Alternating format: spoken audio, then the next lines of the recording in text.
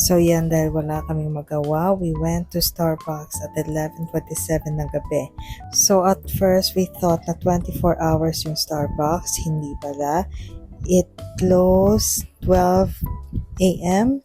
pag Sunday to Thursday, and during Friday and Saturday, 1 a.m. sila nagsasara. Kahit ayaw na ayaw ng husband ko yung aking outfit dyan, wala siyang magagawa kasi ako magbabayad ng kape niya. And syempre, nag-duster ako papuntang Starbucks. Importante lang naman, may pambayad ka pag pumunta ka dito.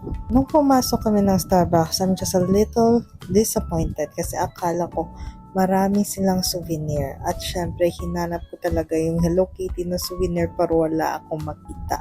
So this is what the second floor looks like. Napakalawak, and it got a balcony para doon sa mga smokers natin. Pwede kayong mag-smoke outside or mag-vape outside. Since this branch can accommodate up to 300 people, medyo maingay sa loob. So you can stay here outside para enjoy yung view ng parking lot kasi sa gilid wala naman masyadong view. So if we're going to talk about the ambience, this branch is 9 out of 10, pero pagdating sa timpla ng kape, I'm so sorry.